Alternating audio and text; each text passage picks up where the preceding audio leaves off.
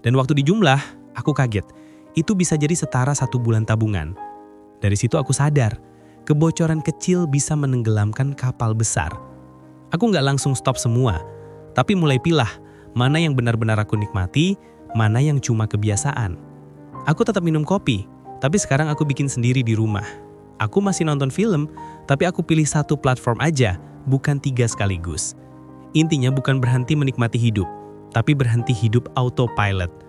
Dan tiap kali aku berhasil menahan 1 kebiasaan kecil, aku ngerasa kayak nyelamatin versi masa depanku sendiri. Langkah 2, prioritaskan yang berdampak panjang. Setelah tahu mana yang bocor, aku mulai alihkan uangnya ke hal yang lebih penting. Dulu aku pikir investasi itu cuma buat orang kaya. Padahal justru orang yang belum kaya harus mulai duluan, biar bisa berhenti kerja demi uang suatu hari nanti. Aku mulai dari hal paling dasar, dana darurat. Tabungan yang gak disentuh bahkan kalau lagi pengen banget. Setelah itu, aku mulai investasi kecil, reksadana, deposito, atau belajar saham. Gak besar, tapi rutin. Dan pelan-pelan aku lihat uangku mulai kerja untukku. Di titik itu, aku baru paham makna kalimat ini. Orang kaya beli waktu, orang miskin jual waktu. Karena waktu kamu punya cadangan, kamu punya pilihan. Dan pilihan itu jauh lebih mahal daripada sekedar gaji tinggi. Aku juga mulai investasi di hal non-finansial, skill.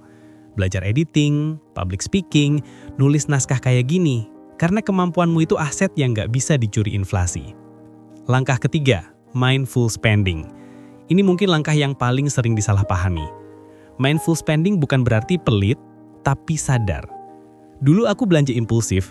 Kalau ada promo, aku beli dulu, mikirnya belakangan. Sekarang, aku punya 3 pertanyaan wajib setiap kali mau beli sesuatu. Apakah aku benar-benar butuh? Apakah ada alternatif yang lebih hemat? Apakah ini bikin hidupku lebih baik dalam jangka panjang? Kalau 3-tiganya nggak lolos, aku batalin. Dan anehnya, makin sering aku nahan diri, makin ringan rasanya. Aku mulai ngerasain power yang beda.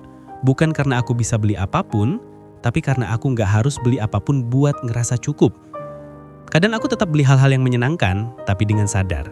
Kayak makan enak bareng teman setelah seminggu kerja keras. Aku nikmatin penuh tanpa rasa bersalah. Karena frugal living bukan soal menolak kesenangan, tapi memilih kesenangan yang benar-benar berarti. Langkah 4, gunakan sistem. Setelah pikiran mulai tertata, aku butuh sistem yang bantu konsisten. Aku mulai pakai aplikasi pencatat keuangan. Bukan yang rumit, yang penting aku tahu kemana uang jalan. Aku bagi pengeluaran jadi